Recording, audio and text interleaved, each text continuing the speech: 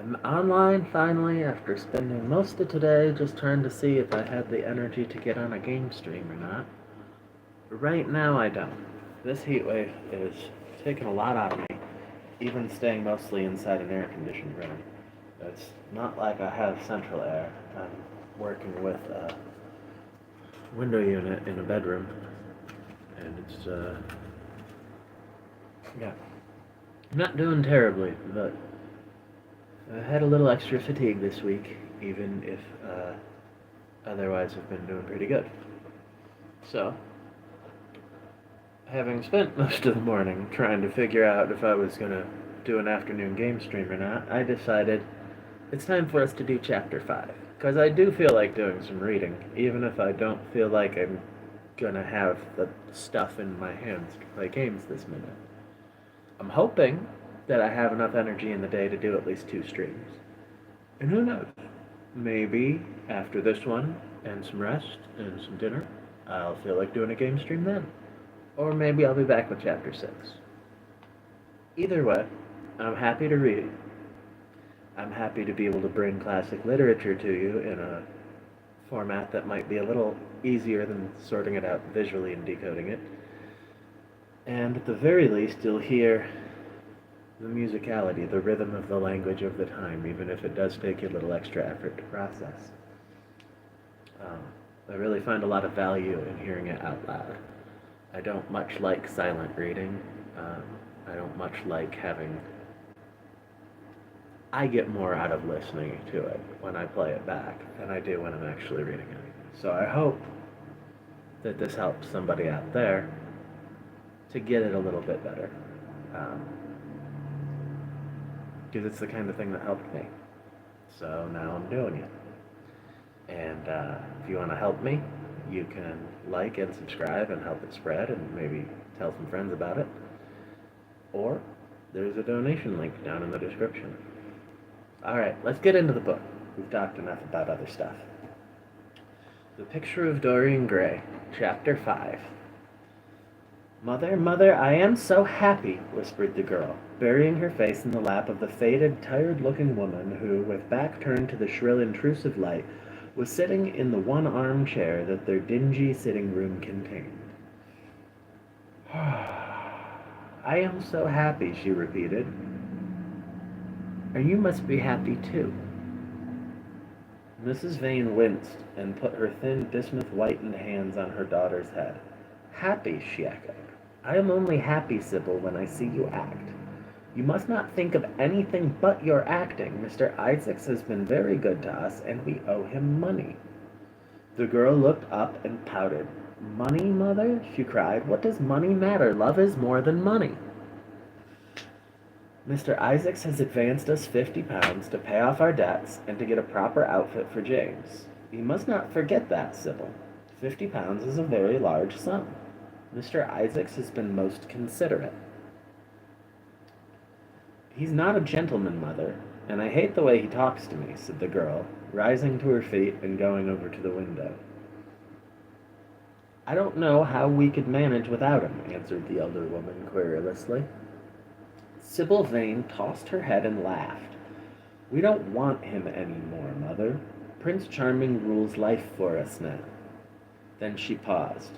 A rose shook in her blood and shadowed her cheeks. Quick breath parted the petals of her lips. They trembled.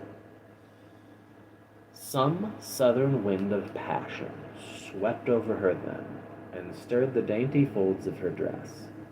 "I love him," she said simply. Foolish child," was the parrot phrase flung in answer.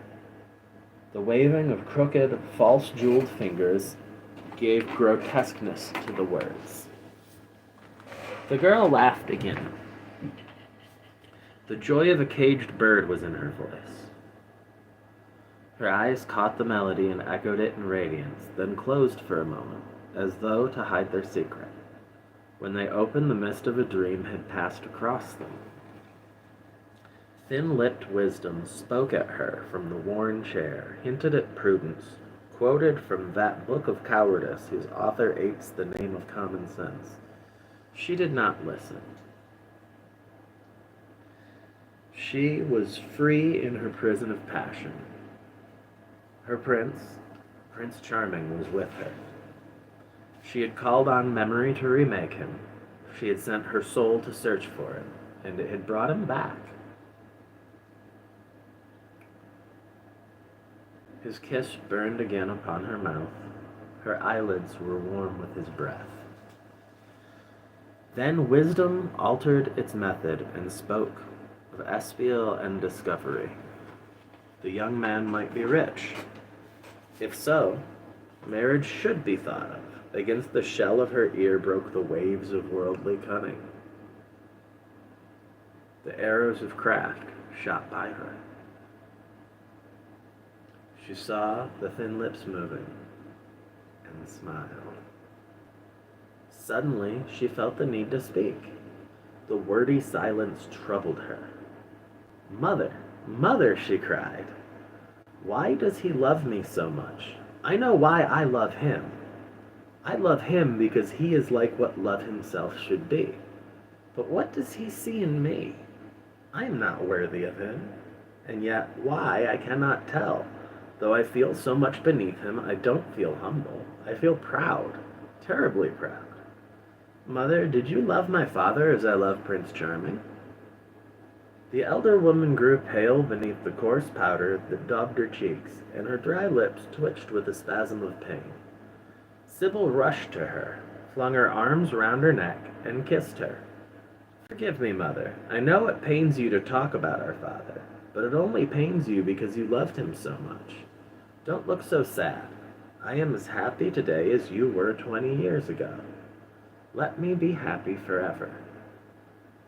My child, you are far too young to think of falling in love. Besides, what do you know of this young man?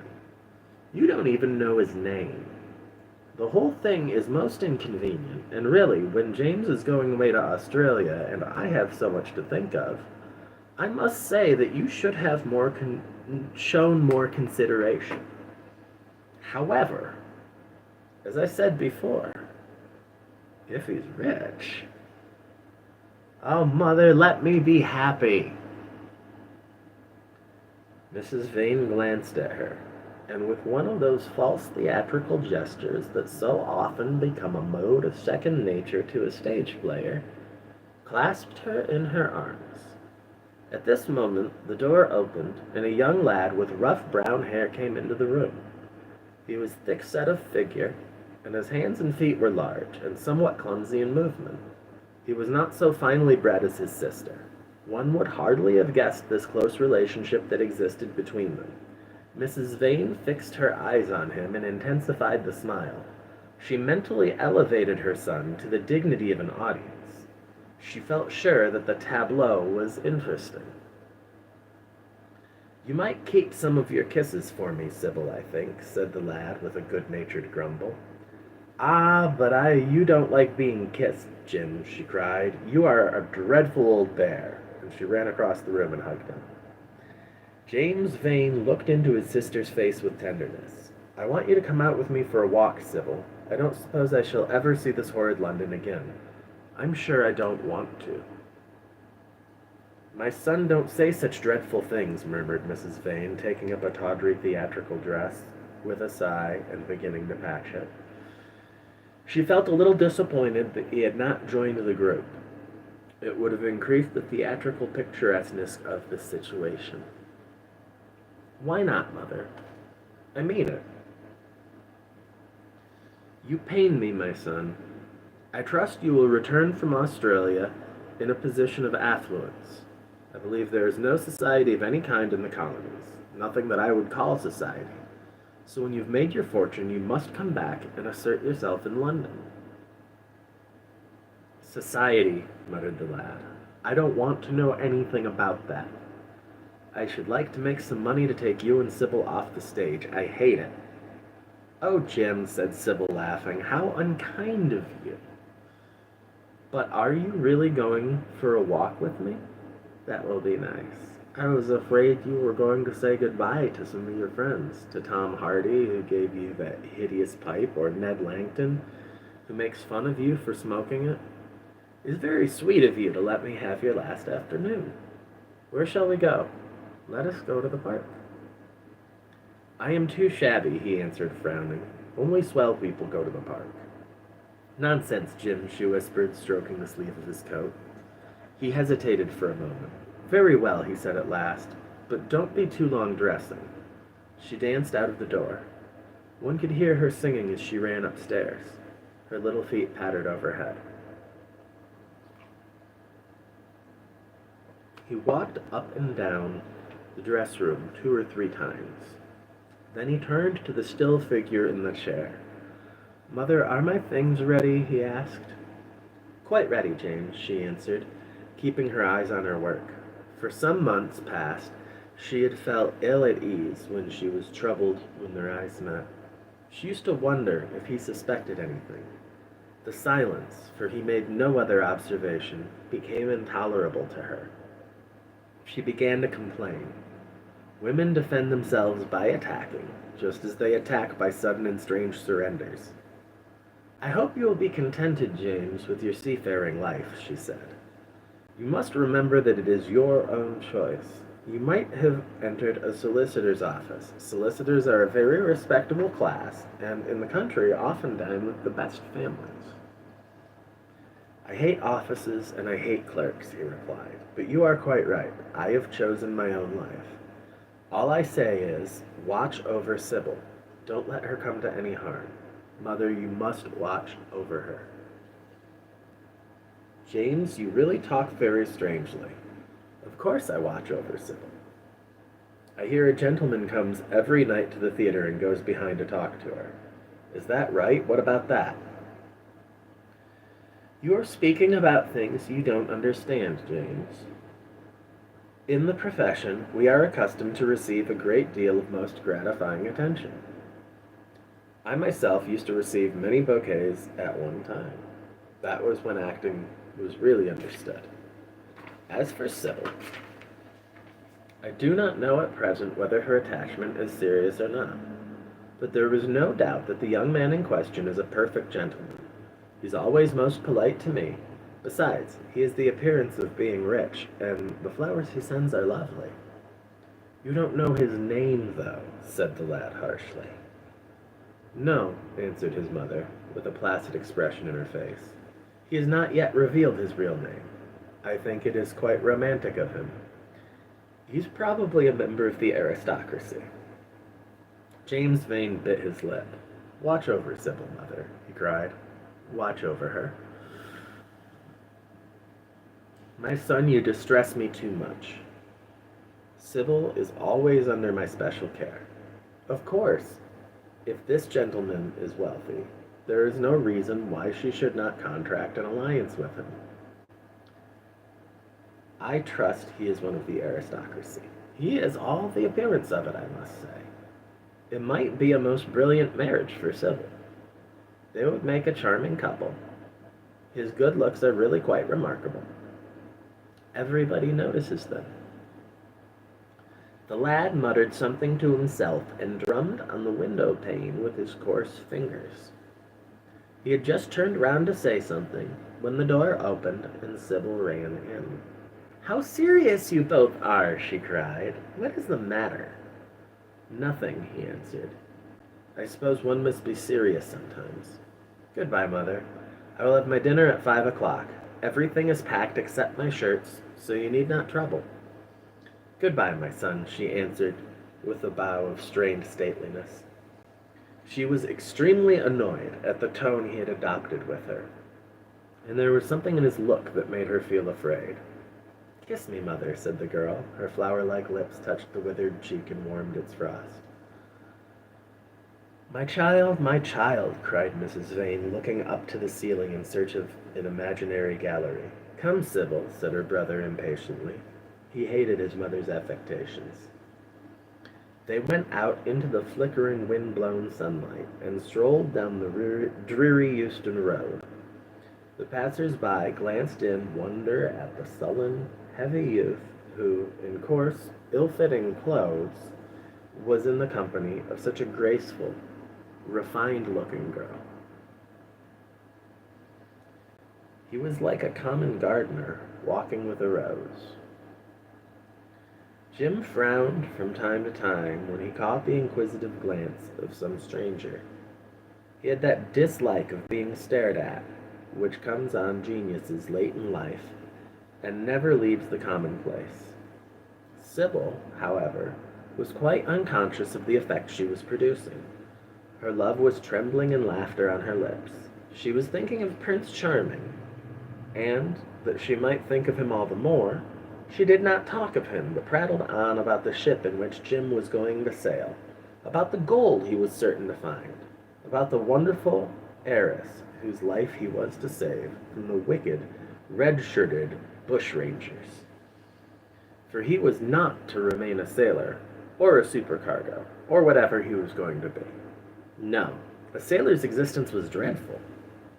Fancy being cooped up in a horrid ship, with the hoarse, humpbacked waves trying to get in, and a black wind blowing the masts down and tearing the sails into long, screaming ribbons.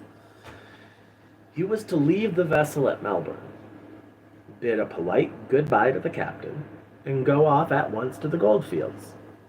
Before a week was over, he was to come across a large nugget of pure gold, the largest nugget that had ever been discovered, and bring it down to the coast in a wagon guarded by 6 mounted policemen. The bushrangers were to attack them 3 times and be defeated with immense slaughter. Or no, he was not to go into the goldfields at all. They were horrid places where men got intoxicated and shot each other in bar rooms and used bad language. He was to be a nice sheep farmer, and one evening, as he was riding home, he was to see the beautiful heiress being carried off by a robber on a black horse, and give chase and rescue her. Of course, she would fall in love with him, and he with her, and they would get married and come home and live in an immense house in London. Yes, there were delightful things in store for him. But he must be very good, and not lose his temper, or spend his money foolishly. She was only a year older than he was, but she knew so much more of life. He must be sure also to write to her by every mail, and to say his prayers each night before he went to sleep. God was very good and would watch over him. She would pray for him too, and in a few years he would come back quite rich and happy.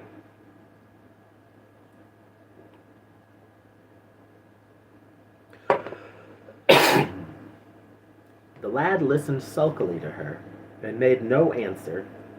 He was heartsick at leaving home. Yet it was not this alone that made him gloomy and morose. Inexperienced though he was, he had still a strong sense of the danger of Sybil's position. This young dandy, who was making love to her, could mean her no good. He was a gentleman, and he hated him for that. Hated him through some curious race instinct for which he could not account, and which for that reason was all the more dominant within him. He was conscious also of the shallowness and vanity of his mother's nature, and in that saw infinite peril for Sybil and Sybil's happiness. Children begin by loving their parents. As they grow older, they judge them. Sometimes they forgive them. His mother. He had something on his mind to ask her, something that he had brooded on for many months of silence, a chance phrase that he had heard at the theater, a whispered sneer that had reached his ears one night as he waited at the stage door, had set loose a train of horrible thoughts. He remembered it as if it had been the lash of a hunting crop across his face, his brows knit together into a wedge-like furrow, and with a twitch of pain he bit his underlip. "You are not listening to a word I am saying, Jim," cried Sybil, "and I am making the most delightful plans for your future. Do say something." "What do you want me to say?" "Oh, that you will be a good boy and not forget us," she answered, smiling at him. "You are more likely to forget me than I am to forget you, Sybil." He shrugged his shoulders. She flushed. "What do you mean, Jim?" she asked. "You have a new friend, I hear. Who is he? Why have you not told me about him?" "He means you no good." "Stop, Jim," she exclaimed. "You must not say anything against him. I love him. Why, you don't even know his name, answered the lad. Who is he? I have a right to know. He is called Prince Charming. Don't you like the name? Oh, you silly boy, you should never forget it. If you only saw him, you would think him the most wonderful person in the world. Someday you will meet him when you come back from Australia. You will like him so much. Everybody likes him, and I love him. I wish you could come to the theater tonight. He's going to be there, and I'm to play Juliet. Oh, how I shall play it. Fancy, Jim, to be in love and to play Juliet. To have him sitting there, to play for his delight. I'm afraid I may frighten the company, frighten or enthrall them. To be in love is to surpass one's self. Poor dreadful Mr. Isaacs will be shouting genius to his loafers at the bar. He has preached me as a dogma. Tonight he will announce me as a revelation. I feel it. And it is all his only, Prince Charming, my wonderful lover, my god of graces. But I am poor beside him. Poor, what does that matter? When poverty creeps in at the door, love flies in through the window. Our proverbs want rewriting. They were made in winter, and it is summer now. Springtime for me, I think. A very dance of blossoms and blue skies. He is a gentleman, said the lad suddenly. A prince, she cried musically. What more do you want? He wants to enslave you. I shudder at the thought of being free. I want you to beware of him. To see him is to worship him. To know him is to trust him. Sybil, you are mad about him. She laughed and took his arm. You dear old Jim, you talk as if you were 100. Someday you will be in love yourself. Then you will know what it is. Don't look so sulky. Surely you should be glad to think that, though you are going away, you leave me happier than I have ever been. Life has been hard for us both, terribly hard and difficult, but it will be different now. You're going to a new world, and I have found one. Here are 2 chairs. Let us sit down and see the smart people go by. They took their seats among a crowd of watchers. The tulip beds across the road flamed like throbbing rings of fire. A white dust, tremulous crowd of orris root, it seemed, hung in the panting air. The brightly colored parasols danced and dipped like monstrous butterflies. She made her brother talk of himself, his hopes, his prospects. He spoke slowly and with effort. They passed words to each other as players at a game pass counters. Sybil felt oppressed. She could not communicate her joy. A faint smile curving that sullen mouth was all the echo she could win. After some time she became silent. Suddenly she caught a glimpse of golden hair and laughing lips, and in an open carriage with 2 ladies Dorian Gray drove past. She started to her feet. There he is, she cried. Who? Said Jim Vane. Prince Charming, she answered, looking after the Victoria. He jumped up and seized her roughly by the arm. Show him to me. Which is he? Point him out. I must see him, he exclaimed. But at that moment, the Duke of Berwick's 4-in-hand came between them, and when it had left the space clear, the carriage had swept out of the park. He is gone, murmured Sybil sadly. I wish you had seen him. I wish I had, for as sure as there is a God in heaven, if he ever does you any wrong, I shall kill him. She looked at him in horror. He repeated his words. They cut the air like a dagger. The people round began to gape. A lady standing close to her tittered. Come away, Jim, come away, she whispered. He followed her doggedly, and she passed through the crowd. He felt glad at what he had said. When they reached the Achilles statue, she turned around.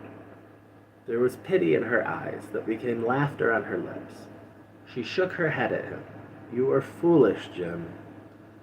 Utterly foolish. A bad-tempered boy, that is all. How can you say such horrible things? You don't know what you are talking about. You are simply jealous and unkind. I wish you would fall in love. Love makes people good, and what you said was wicked." "I am 16, he answered, "and I know what I am about. Mother is no help to you. She doesn't understand how to look after you. I wish now that I was not going to Australia at all. I have a great mind to chuck the whole thing up. I would, if my articles hadn't been signed." "Oh, don't be so serious, Jim. You are like one of the heroes of those silly melodramas Mother used to be so fond of acting in. I am not going to quarrel with you. I've seen him, and oh, to see him is perfect happiness. We won't quarrel. I know you would never harm anyone I love, would you?" "Not as long as you love him, I suppose," was the sullen answer. "I shall love him forever," she cried. "And he? Forever too. He'd better." She shrank from him. Then she laughed and put her hand on his arm. He was merely a boy. At the Marble Arch, they hailed an omnibus, which left them close to their shabby home in the Euston Road. It was after 5 o'clock, and Sybil had to lie down for a couple of hours before acting. Jim insisted that she should do so. He said that he would sooner part with her when their mother was not present. She would be sure to make a scene, and he detested scenes of every kind. In Sybil's own room they parted. There was jealousy in the lad's heart, and a fierce, murderous hatred of the stranger who, as it seemed to him, had come between them. Yet, when her arms were flung round his neck, her fingers strayed through his hair, he softened and kissed her with real affection. There were tears in his eyes as he went downstairs. His mother was waiting for him below. She grumbled at his unpunctuality as he entered. He made no answer, but sat down to his meager meal. The flies buzzed round the table and crawled over the stained cloth. Through the rumble of omnibuses and the clatter of street cabs, he could hear the drowning voice devouring each minute that was left to him. After some time, he thrust away his plate and put his head in his hands. He felt that he had a right to know. It should have been told to him before, if it was as he suspected. Leaden with fear, his mother watched him. Words dropped mechanically from her lips. A tattered lace handkerchief twitched in her fingers. When the clock struck 6, he got up and went to the door. Then he turned back and looked at her. Their eyes met. In hers he saw a wild appeal for mercy. It enraged him. "Mother, I have something to ask you," he said. Her eyes wandered vaguely around the room. She made no answer. "Tell me the truth. I have a right to know. Were you married to my father?" She heaved a deep sigh. It was a sigh of relief. The terrible moment, the moment that night and day for weeks and months she had dreaded, had come at last. And yet she felt no terror. Indeed, in some measure, it was a disappointment to her. The vulgar directness of the question called for a direct answer. The situation had not been gradually led up to. It was crude. It reminded her of a bad rehearsal. "No," she answered, wondering at the harsh simplicity of life. "My father was a scoundrel, then?" cried the lad, clenching his fists. She shook her head. I knew he was not free. We loved each other very much. If he had lived, he would have made provision for us. Don't speak against him, my son. He was your father and a gentleman. Indeed, he was highly connected. An oath broke from his lips. I don't care for myself, he exclaimed. But don't let Sybil. It is a gentleman, isn't it, who's in love with her, or says he is? Highly connected too, I suppose? For a moment, a hideous sense of humiliation came over the woman. Her head dropped. She wiped her eyes with shaking hands. Sybil has a mother, she murmured. I had none. The lad was touched. He went toward her. Stooping down, he kissed her. I am sorry if I have pained you by asking about my father, but I could not help it. I must go now. Goodbye. Don't forget that you will only have one child now to look after. And believe me, that if this man wrongs my sister, I will find out who he is, track him down, and kill him like a dog. I swear it. The exaggerated folly of the threat, the passionate gesture that accompanied it, the mad, melancholic words made life seem more vivid to her. She was familiar with the atmosphere. She breathed more freely, and for the first time in many months, she really admired her son. She would have liked to have continued the scene on the same emotional scale, but he cut her short. Trunks had to be carried down, and mufflers looked for. The lodging-house drudge bustled in and out. There was the bargaining with the cabman. The moment was lost in vulgar details.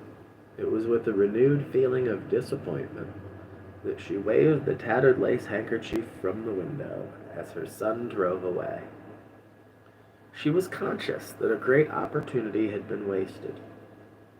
She consoled herself by telling Sybil how desolate she felt her life would be now that she had only one child to look after. She remembered the phrase. It had pleased her. Of the threat she said nothing. It was vividly and dramatically expressed. She felt that they would all laugh at it someday. That brings us to the end of chapter 5. It's a shorter chapter than the first 4. So I'm taking a moment to look ahead at how long chapter 6 is. And chapter 6 is also a reasonably short chapter. So, for the first time since we started the book, we're going to actually combine them. We've got 5 more pages to get to the end of the double chapter, and I'll update the name of the video after we're done. If you're watching along on replay, which judging by the viewer count is pretty likely if you're watching at all, then please like and subscribe, and maybe share it to help me reach new audiences. I read every day. I read classic literature in the public domain, and I live stream it while I read, because it's more fun when somebody reads to you. This isn't a practiced audiobook.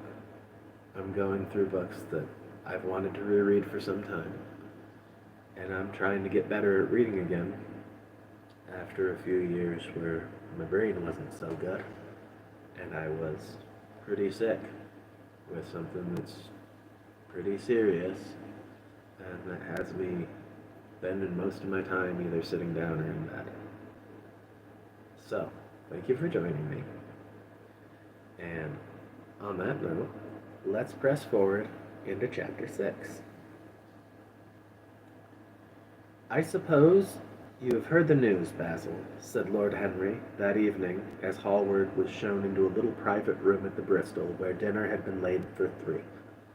No, Harry, answered the artist, giving his hat and coat to the bowing waiter. What is it? Nothing about politics, I hope. They don't interest me. There's hardly a single person in the House of Commons worth painting, though many of them would be the better for a little whitewashing. Dorian Gray is engaged to be married, said Lord Henry, watching him as he spoke. Hallward started, then frowned. Dorian, engaged to be married? He cried. Impossible. It is perfectly true. To whom? To some little actress or another. I can't believe it. Dorian is far too sensible. Dorian is far too wise not to do foolish things now and then, my dear Basil. Marriage is hardly a thing that one can do now and then, Harry. Except in America, rejoined Henry languidly. But I didn't say he was married. I said he was engaged to be married. There is a great difference. I have a distinct remembrance of being married, but I have no recollection at all of being engaged. I'm inclined to think that I was never engaged. But think of Dorian's birth, and position, and wealth. It would be absurd for him to marry so much beneath him. If you want to make him marry this girl, tell him that, Basil. He is sure to do it then. Whenever a man does a thoroughly stupid thing, it is always from the noblest motives. I hope the girl is good, Harry. I don't want to see Dorian tied to some vile creature who might degrade his nature and ruin his intellect. Oh, she is better than good. She is beautiful, murmured Lord Henry, sipping a glass of vermouth and orange bitters. Dorian says she is beautiful, and he is not often wrong about things of that kind. Your portrait of him has quickened his appreciation of the personal appearance of other people. It has had that excellent effect, amongst others. We are to see her tonight if that boy doesn't forget his appointment. Are you serious? Quite serious, Basil. I should be miserable if I thought I should ever be more serious than I am at the present moment. But do you approve of it, Henry? Asked the painter, walking up and down the room and biting his lip. You can't approve of it, possibly. It is some silly infatuation. I never approve or disapprove of anything, then. It is an absurd attitude to take toward life. We're not sent into the world to air our moral prejudices. I never take any notice of what common people say, and I never interfere with what charming people do. If a personality fascinates me, whatever mode of expression that personality selects is absolutely delightful to me. Dorian Gray falls in love with a beautiful girl who acts Juliet and proposes to marry her. Why not? If he wedded Messalina, he would be none the less interesting. You know I am not a champion of marriage. The real drawback to marriage is that it makes one unselfish, and unselfish people are colorless. They lack individuality. Still, there are certain temperaments that marriage makes more complex. They retain their egotism and add to it many other egos. They are forced to have more than one life. They become more highly organized, and to be highly organized is, I should fancy, the object of man's existence. Besides, every existence is of value, and whatever one may say against marriage, it is certainly an experience. Every experience is of value. And whatever one may say against marriage, it is certainly an experience. I hope that Dorian Gray will make this girl his wife, passionately adore her for 6 months, and then suddenly become fascinated by someone else. He would be a wonderful study. You don't mean a single word of all that, Harry. I know you don't. If Dorian Gray's life were spoiled, no one would be sorrier than yourself. You are much better than you pretend to be.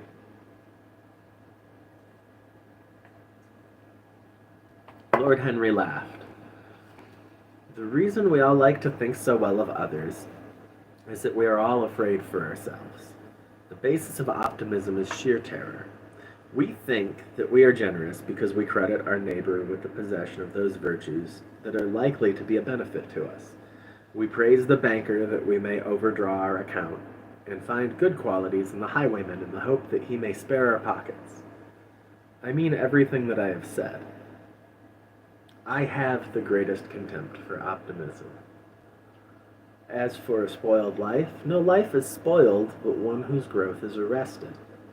If you want to mar a nature, you have merely to reform it. As for marriage, of course that would be silly, But there are other and more interesting bonds between men and women. I will certainly encourage them. They have the charm of being fashionable. But here is Dorian himself. He will tell you more than I can.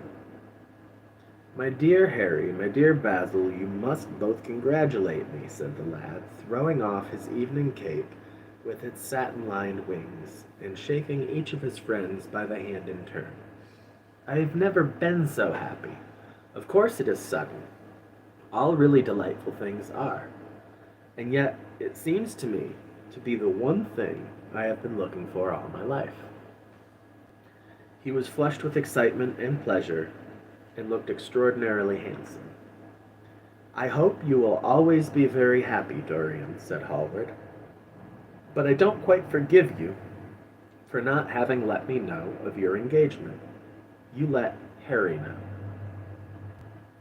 And I don't forgive you for being late for dinner, broke in Lord Henry, putting his hand on the lad's shoulder and smiling as he spoke.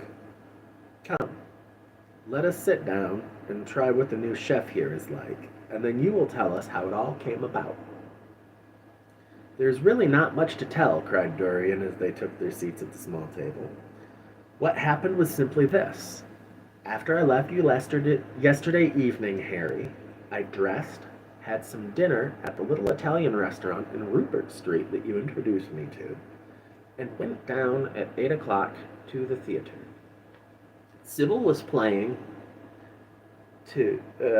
Rosalind. Sybil was playing Rosalind. Of course the scenery was dreadful, and the Orlando absurd. But Sybil, you should have seen her. When she came on in her boy's clothes, she was perfectly wonderful.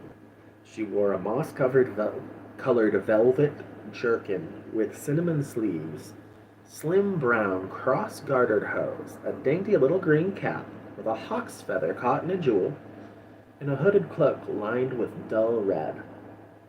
She had never seemed to me more exquisite. She had all the delicate grace of that Tanagra figurine that you have in your studio, Basil. Her hair clustered round her face, like dark leaves round a pale rose.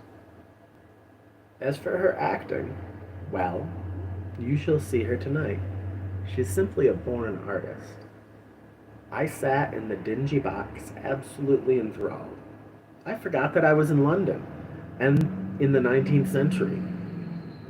I was away with my love in a forest that no man had ever seen. After the performance was over, I went behind and spoke to her. As we were sitting together, suddenly there came into her eyes a look that I had never seen before. My lips moved towards hers. We kissed each other. I can't describe to you what I felt at that moment. It seemed to me that all my life had been narrowed to one perfect point of rose-colored joy. She trembled all over and shook like a white narcissus. Then she flung herself on her knees and kissed my hands. I feel that I should not tell you all this, but I can't help it. Of course our engagement is a dead secret. She's not even told her own mother. I don't know what my guardians will say. Lord Radley is sure to be furious. I don't care. I shall be of age in less than a year, and then I can do what I like. I have been right, Basil, haven't I, to take my love out of poetry and to find my wife in Shakespeare's plays?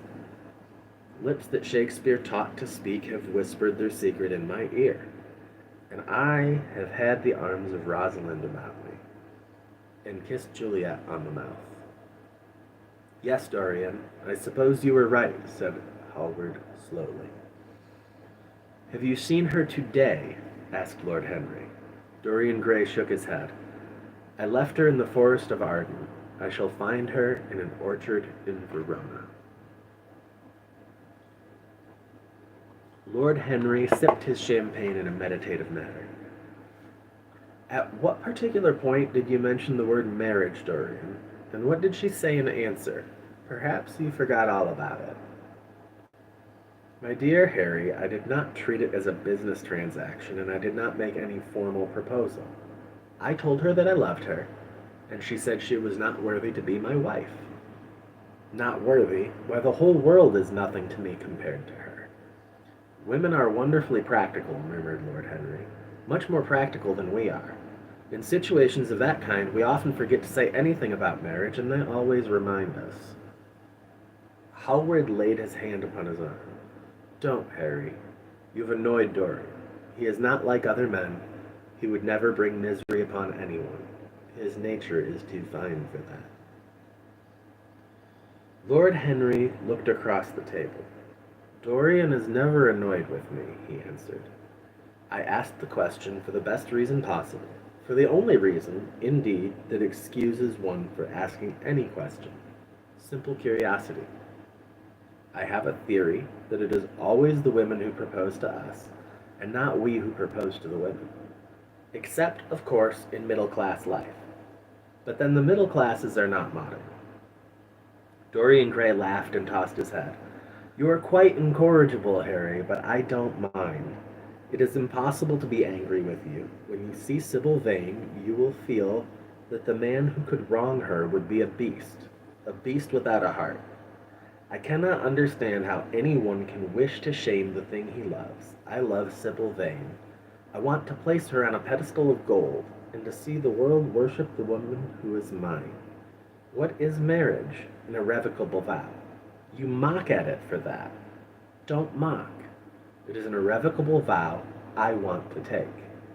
Her trust makes me faithful. Her belief makes me good. When I'm with her, I regret all that you have taught me. I become different from what you have known me to be. I am changed in the mere touch of Sybil Vane's hand makes me forget you and all your wrong, fascinating, poisoned, delightful theories. And those are? Asked Lord Henry, helping himself to some salad. Oh, your theories about life, your theories about love, your theories about pleasure, your theories in all your theories, in fact, Harry. Pleasure is the only thing worth having a theory about, he answered in his slow, melodious voice. But I am afraid I cannot claim my theory as my own. It belongs to nature, not to me. Pleasure is nature's test, her sign of approval. When we are happy, we are always good. But when we are good, we are not always happy. Ah, but what can you mean by good? Cried Basil Hallward. Yes, echoed Dorian, leaning back in his chair, looking at Lord Henry over the heavy clusters of purple-lipped irises that stood in the center of the table.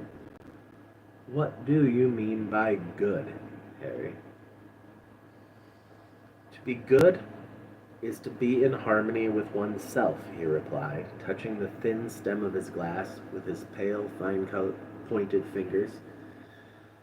Discord is to be forced to be in harmony with others. One's own life, that is the important thing. As for the lives of one's neighbors, if one wishes to be a prig or a Puritan, one can flaunt one's moral views about them, but they are not one's concern. Besides, individualism has really the higher aim. Modern morality consists in accepting the standard of one's age. I consider that for any man of culture to accept the standard of his age is a form of the grossest immorality. But surely, if one lives merely for oneself, Harry, one pays a terrible price for doing so, suggested the painter. Yes, we are overcharged for everything nowadays. I should fancy that the real tragedy of the poor is that they can afford nothing but self-denial. Beautiful sins, like beautiful things, are the privilege of the rich. One has to pay in other ways but money. What sort of ways, Basil?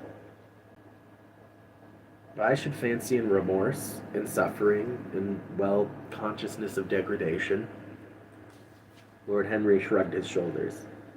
My dear fellow, medieval art is charming, but medieval emotions are out of date.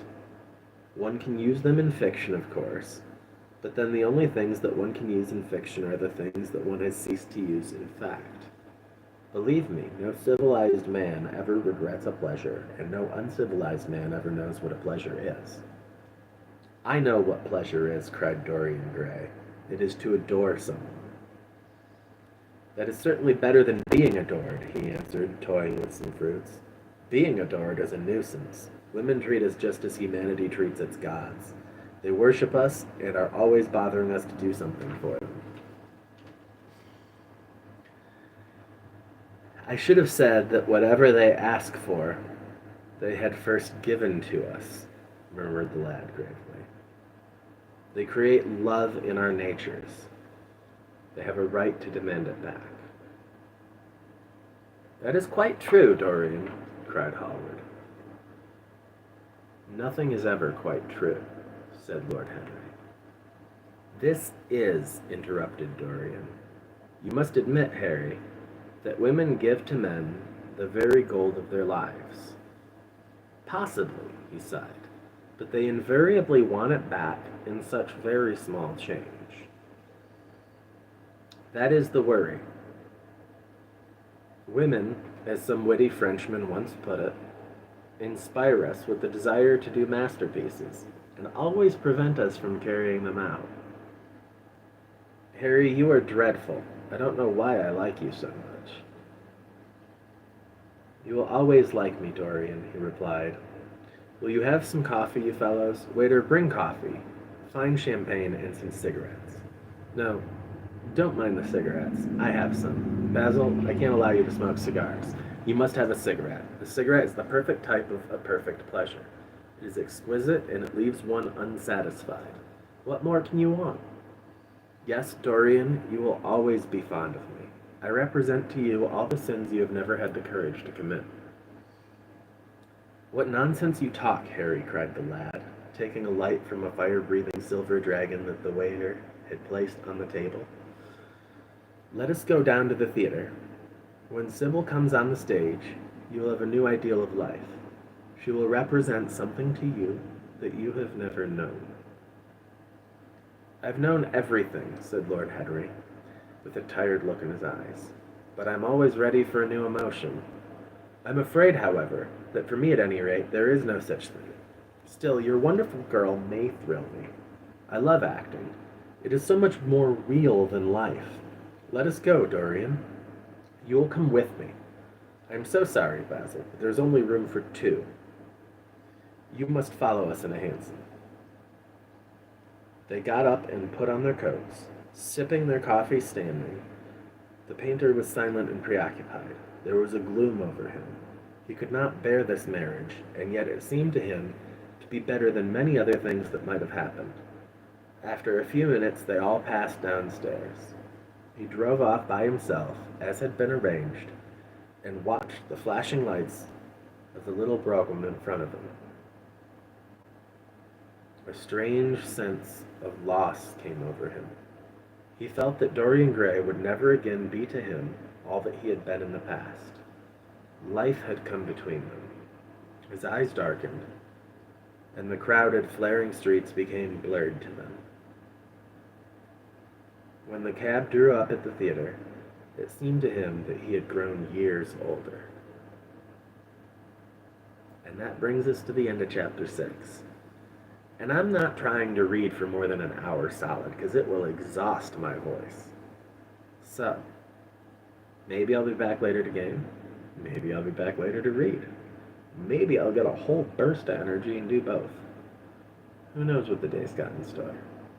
All I know is 2 chapters is a big stream. It's a lot of workout for my voice. And I hope you enjoyed it. I enjoyed it. I'm going to keep reading from my complete works of Oscar Wilde. 1 chapter at a time, as many chapters per day as I can cover. And then through some short stories, probably some poetry, maybe some of his personal essays. We're not going to do everything, but we're going to do a lot of it.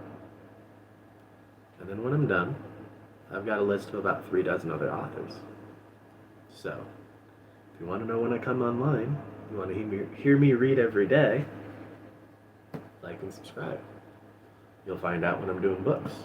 You'll find out when I put up shorter videos of poems, and you'll find out when I'm gaming. And that's pretty much everything I put up on the channel, except the occasional kitten video. Alright. You want to help me keep the lights on so that I can do more of this more easily and get better equipment for it? There's a donation link down below. Till next time, take care.